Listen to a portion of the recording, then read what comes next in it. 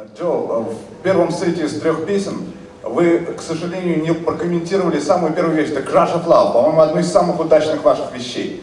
Будьте добры, скажите о ней несколько слов, пожалуйста.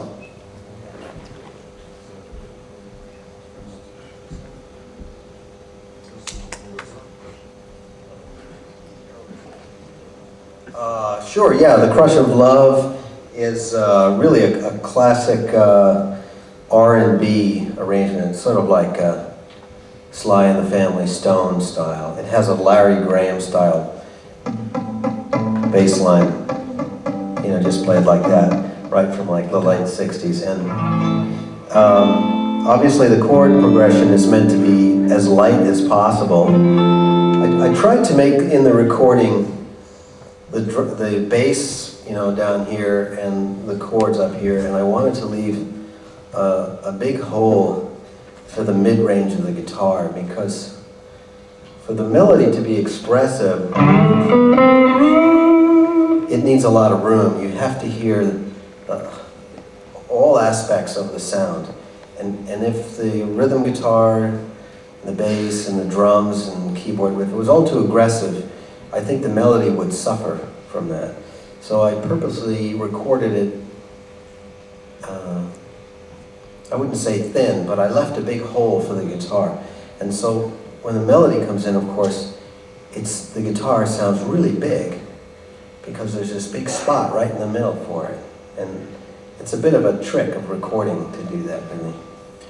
Эта песня сделана в классической ритм-блюзовой традиции 60-х. Это касается аккордов, манеры исполнения. И главный момент в этой песне касается аранжировки, касается того, как это все записано. Есть басовая линия, которая несет на себе песню, есть аккорды, которые находятся наверху, и в середине Джо оставляет очень большое пространство для мелодии. Если мелодия предполагается экспрессивной, то требуется, чтобы она прозвучала всеми оттенками гитарного тона, который есть. Поэтому не стоит делать ритм-секцию, клавишную ритм-гитару слишком агрессивными, чтобы они не сдавили мелодию. Поэтому здесь такой вот трюк записи с большое пространство для мелодии, и поэтому она поет.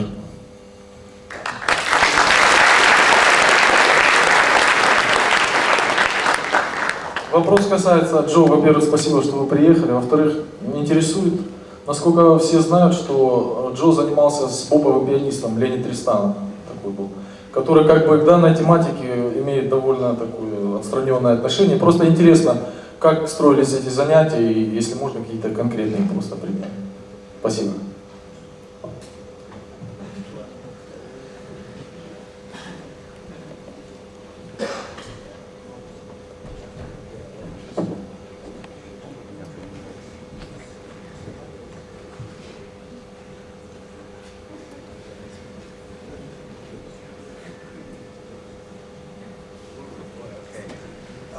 You're very welcome. And Lenny Tristano is a genius. He was a bebop pioneer who invented cool jazz. And he invented freeform jazz and trained his musicians to lose all affected style. Леонид Тристан — это и настоящий гений, это человек, который изобрел один из столпов бибопа, изобретатель кул-джаза, изобретатель фри-джаза, человек, который помог очень многим музыкантам выйти за узкие рамки форм. The reason for this was Lenny was a piano player. He was blind, and he felt that most players, when they improvised, simply went through all the riffs and things that they picked up from everywhere else and just mixed them up, and that things, especially like trills or vibrato, were very often like a nervous twitch. They weren't really done deliberately. They weren't really improvised. So his idea was to take all that away and to make sure that the musician absolutely knew everything and where it was on their instrument, whether it was the saxophone, the bass, the drums, or the guitar. Ленни был слепым человеком, возможно, поэтому он избежал болезни многих музыкантов, которые, как известно, друг у друга что-то подхватывают, подглядывают, и во время импровизации просто использует эти заготовки, напрягаясь, поэтому часто вибрато становится нервным, то есть не настоящим, глубоким.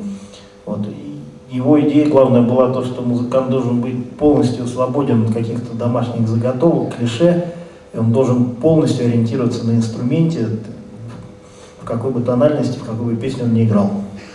So one thing that he had me do that was very unusual was to sing melodies and solos in a song. So this is when they had records, you know. I would put on the record and put the needle down and I'd go, bebop, doo-ba-dee-ba-dee-ba, ba-dee-ba-da-ba-da, and I would sing it. But I had to sing it perfectly, absolutely perfectly.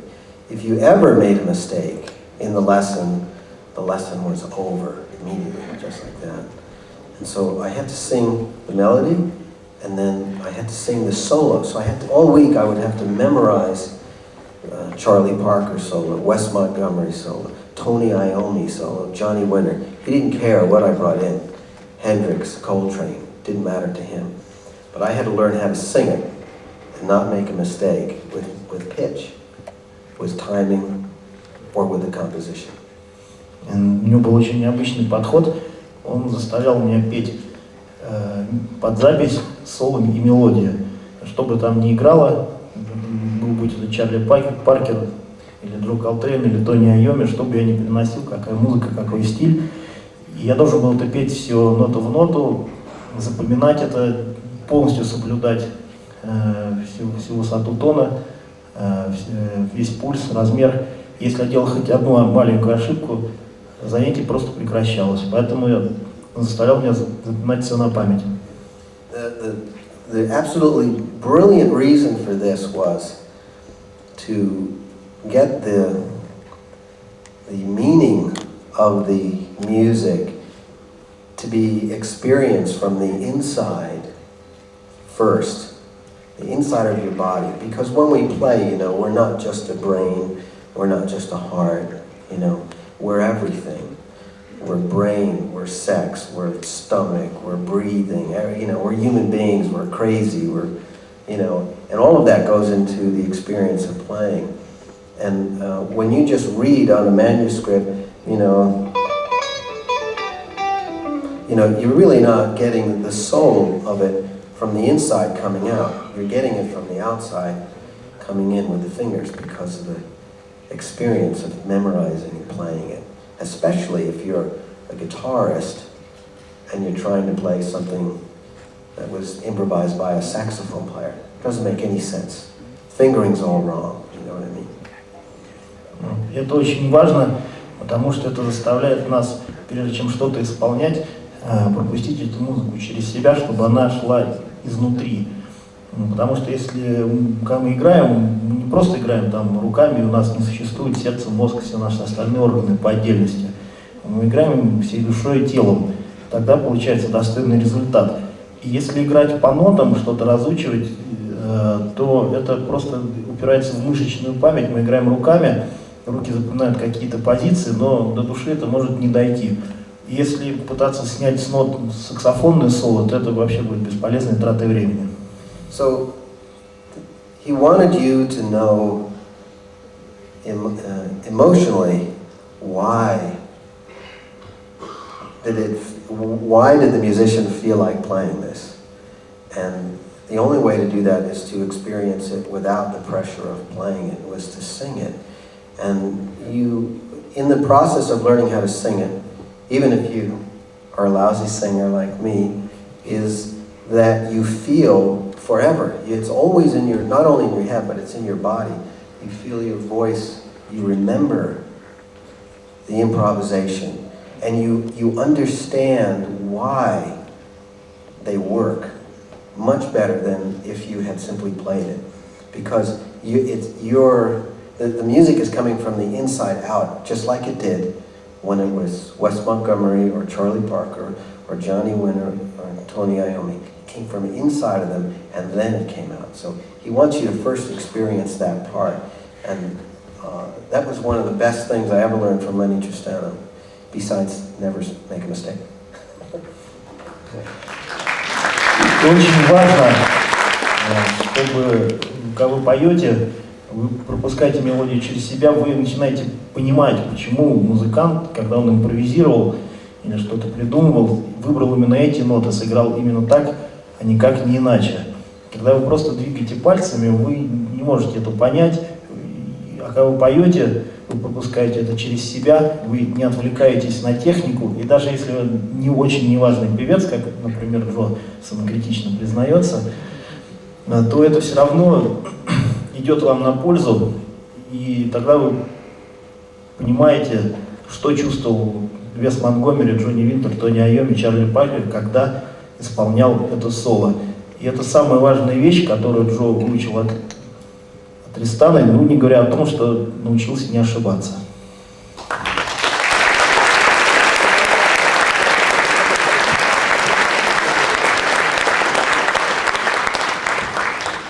Hey Joe, hello. You are not a lousy singer. You're wonderful.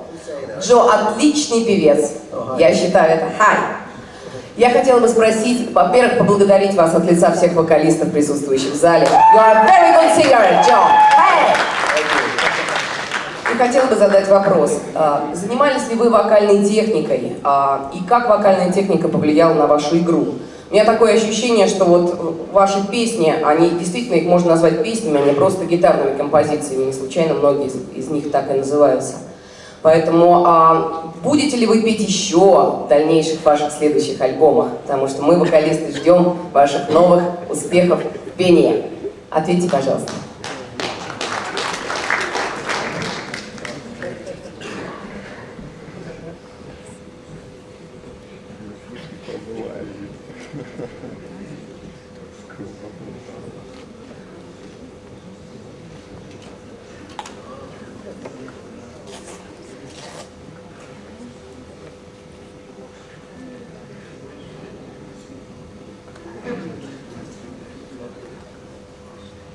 Well, thank you very much.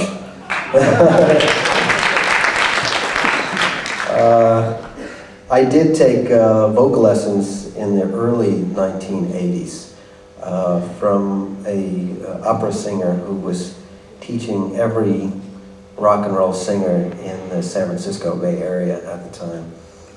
And it was very difficult for me to overcome the sound of my voice and to try to get used to the sound of it. I think that was the hardest part. But I learned every exercise that every other vocalist learns about projection, about trying to get your face and your head to vibrate, and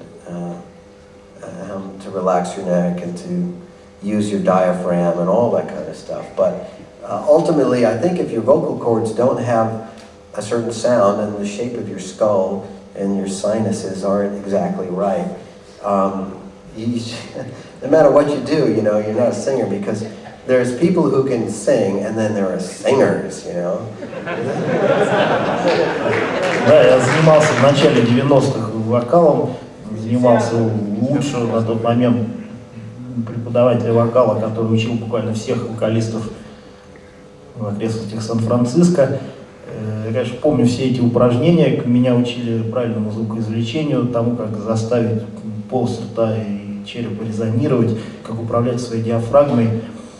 Была большая учеба.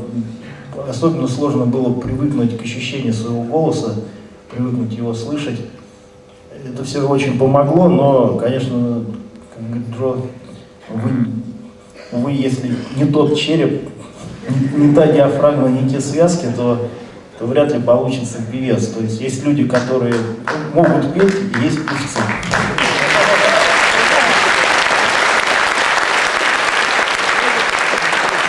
So part of the question was, did I use any of the tricks and stuff? And of course, when I sing, I don't use any of it because it just doesn't work. But when I'm playing a melody, though, I am thinking about those things, about how really great singers achieve some really unusual moments with how they use their voice and their face, you know, when they project their voice, how a singer will use the mic. And you find it in the very unlikely places. It might be Bob Dylan, it might be Christina Aguilera, it might be Tony Bennett. They all have a technique because they're experienced at communicating to an audience with this, you know, with the microphone. And it's almost like it's an instrument that when the two get together. And when you're playing a melody and you want people to really think about this song that you're, you know, like the crush of love, you're trying to get them to feel the heartache, you almost think, well, how would the singer use the microphone if they were saying something, my heart is aching, my heart is broken, I'm so lonely, something like that. And how would they use the microphone to shape the sound? And then what can I do on the guitar that's like that, you know, that microphone? Like when a powerful singer goes to scream that high note, they back off way like that, you know? And you get a different sound out of the microphone because the diaphragm isn't compressing, you know? So how do you do that with this? And I found that there were little things you could do with your hand and where you pick the string to make it sound less aggressive without changing your amp or your pedals. You could get a sound that's like this to suddenly sound like this, like it's hollow, just for a few seconds. By going from picking like this down here to picking like this over here, all of a sudden the shape goes from a point to concave sound. And I use that all the time. And I think it's from the vocal training. Джо говорит, когда он сам поет, он об этом особо не задумывается, об этих всех приемах, поет как получается, но он очень об этом много думает, когда играет на гитаре. Дело в том, что если обратить внимание на профессиональных певцов, любых, будь то Боб Дилан, Кристина Агилера, неважно, они все взаимодействуют с микрофоном, они все работают своим лицом, они удаляются от микрофона, приближаются, меняют направление звука, меняют давление на диафрагму микрофона. И получается у них очень мощная динамика исполнения. И когда речь идет о таких песнях, как Crush of Love, когда надо действительно донести до слушателя это ощущение разбитого сердца, то Джо представляет себе, как профессиональный певец высокого класса спел бы эту песню о разбитом сердце. Вот. И если певец в жизни бы отодвинулся от микрофона, чтобы сделать звук подальше, более пустым, то Джо думает, как это изобразить, эту смену подачи на гитаре. Тогда он меняет положение точки звукоизвлечения буквально на момент, двигает ближе к грифу, и получается другой звук.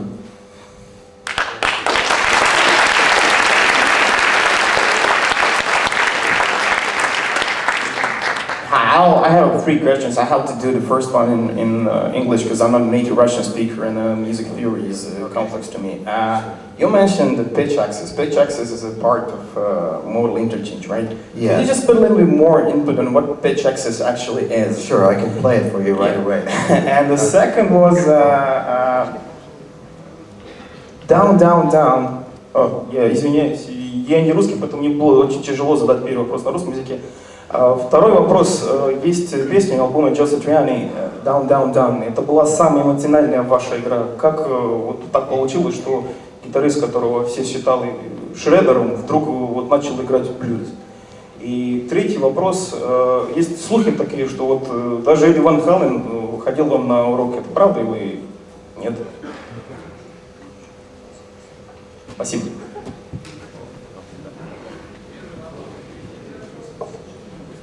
Первый вопрос такой, насчет, поподробнее человек попросил спросить насчет теории тональной оси, то есть как это выглядит на практике, подход в более доступной форме, чем в рамках композиции. Three very different questions. Okay. Pitch axis. There's our tonal center, right? It's E. I can play on top of that.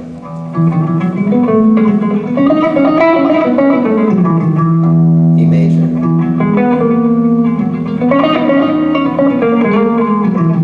E Lydian.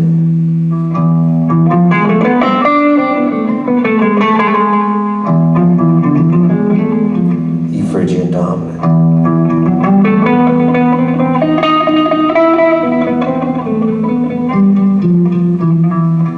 E harmonic minor, and then E double harmonic.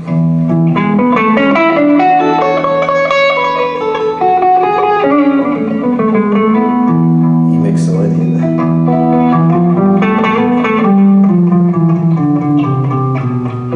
E Phrygian. So I'm playing a little song for you right now, and all you hear is this bass note. And if I go, you're thinking, well, that's pretty weird. But if I go, you're thinking, oh, that's pretty nice. You know? And then you're thinking, where is he going now? And I do something weird like that.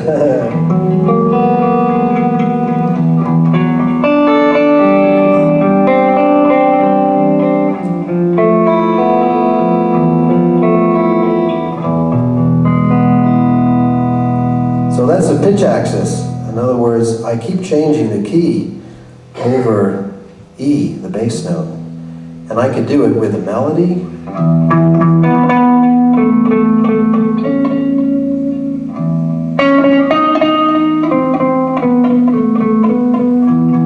So that's two keys, I just played a melody. That was a pitch axis way. Or I could do it with a chord progression.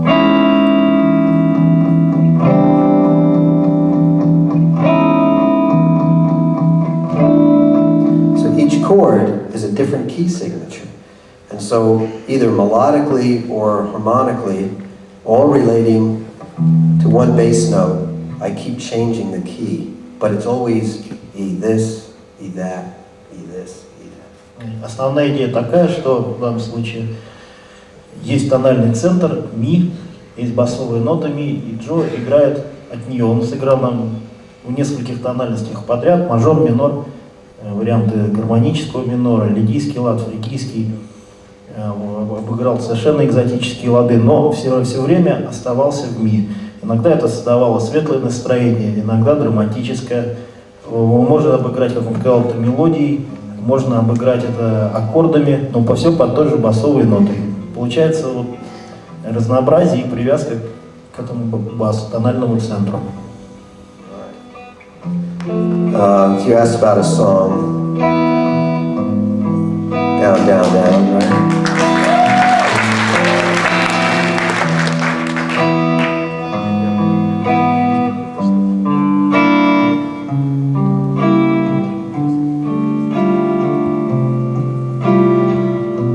This is one of my favorite songs, but a very difficult one to play. Because it's just so depressing when you really get into it. It sort of draws you in, and you want to understand, you know, the progression and where it's going. And it just keeps going lower and lower. The day that we recorded that, I remember Glenn Johns, I think he had us play it 3 times, and that was about as many times as anybody really felt like playing it, because it was just so depressing. I think I'll be trying to play that song for the rest of my life and trying to figure out how to play it. I never had any intention of sort of shredding over the top of it. I'm not quite sure that works.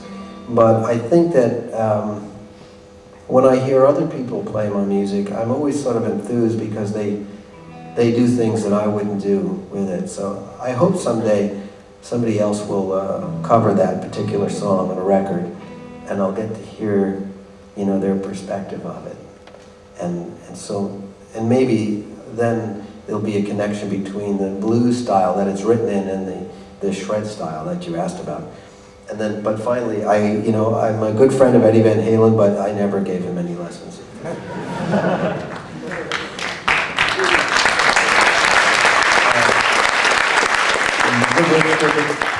Песня одна из моих любимых, одновременно одна из самых трудных, потому что она очень печальная, очень депрессивная и реально затягивает. И когда они ее записывали, Энди Джонс там с третьего раза только буквально попал в настроение, что действительно надо было проникнуться этой идеей. И вот до сих пор Джо думает, как же все-таки сыграть эту песню, как воспроизвести то состояние, в котором они тогда пребывали.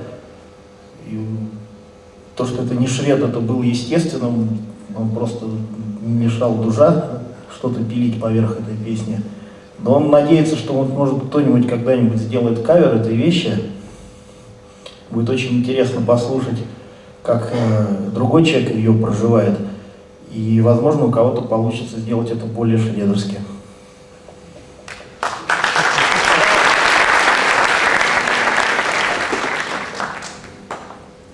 Спасибо, Джо, за то, что вы приехали. Мы вас очень любим.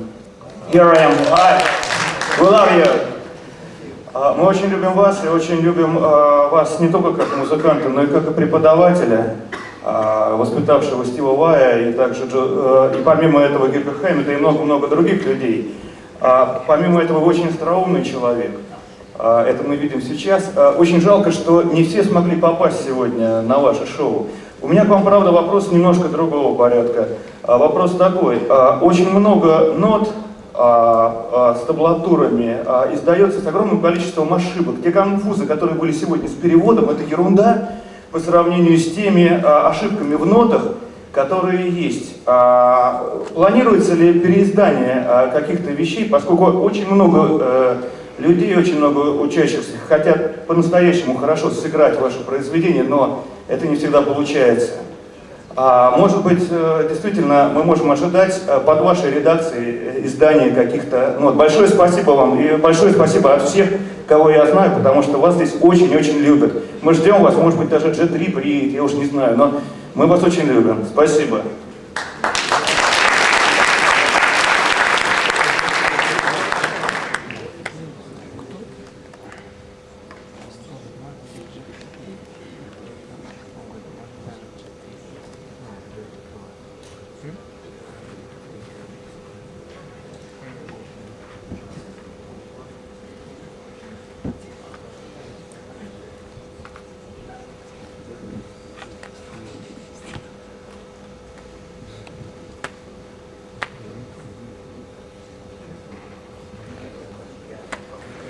Well, thank you very much. The funny thing about the manuscript is that you have to imagine that when I'm in the studio recording, let's say like a song like Down, Down, Down, I have no idea what I'm going to play really for the melody. I mean, I know the notes, generally how I'm going to play it, and I know the chord progression, you know. I'm going to be playing this thing that's, you know. But I don't know exactly how I'm going to play it until I get there to the studio. And then I go ahead and I play it, and a song like Down, Down, Down is one performance from the beginning to the end. It's live. It's a live recording with all the musicians in the studio. After I finish playing it, I never think about it ever again. And I go on tour, and I play it new every night. I don't think about what I did on the record. So 9 months later, somebody hands me a book and says, "Could you check this? And tell me if it's right." And I think, well, how do I know when it's right? You know? I just played it once, and then the guy wrote it down. And I look at it and I go, well, I could have played it that way, but I'm not interested in finding out if I played it that way or not. I'm really not. I'm more interested in how I'm going to play it tonight. And that's just part of my personality, is that although I understand the value of the book, I really can't be bothered trying to make somebody play it exactly the way I played it for those 4 minutes many years ago. I would never ask a student to do that. I would say, the melody kind of goes like this, but you should play it the way you want to play it. I think that the song is far more important than the individual notation. And this goes back to what Lenny Tristano was trying to get people to understand. He said, don't study the manuscript from Charlie Parker. It's useless. It's better for you to learn how to sing the solo, experience what it was like to have that music inside of you, and then you reinterpret it however you like. So, I see the books, I sign them, I know they're kind of close, but they always have to reduce what I do to a slightly simpler level for their general audience, because they don't sell the books to virtuosos. They sell the books in general to, like, when Joe Satriani was 14 years old. You know, and how is he going to play Midnight? You know, how are they going to write that down for a beginner and try to get them to go with it? How are they going to... I think about a song like Raspberry Jam, Delta V. How are they going to write that down for somebody to kind of get it going?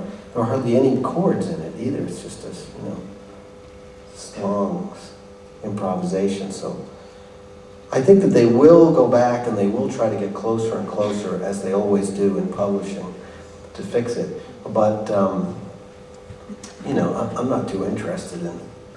I would rather they wrote down all the different ways that I played it, rather than the one way I played it one day. В университете Джо признается, что он никогда особо не задумывается о том, как конкретно он играет, когда он записывает, например, такую песню, как упомянутый уже «Down, Down, Down», у него есть последовательность аккордов, у него есть основная мелодическая идея, но соло рождается уже непосредственно в студии. В основном это действительно живой дубль со всеми живыми музыкантами. И песни, вот, и когда ему задают вопрос, как он сыграл несколько лет назад, то ему очень сложно вспомнить до мельчайших подробностей те 4 минуты, произошедшие очень давно-давно.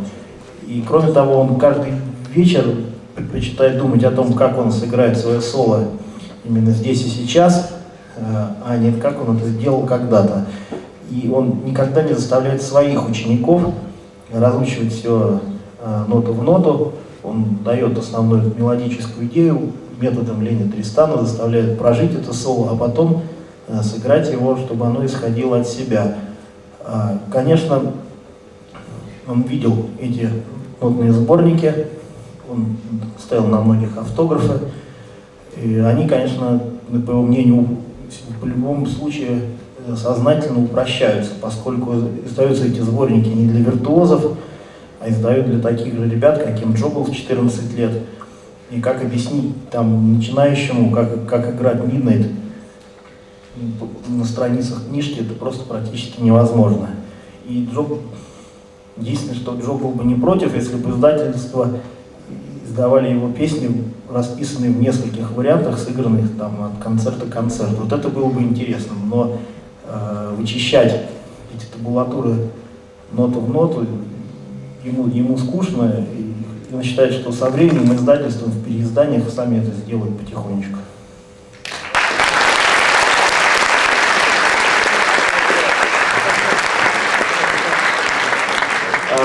I want to thank all of you for being a great audience today, and thank you for letting me play my guitar and explain a little bit about what I do. Thank you.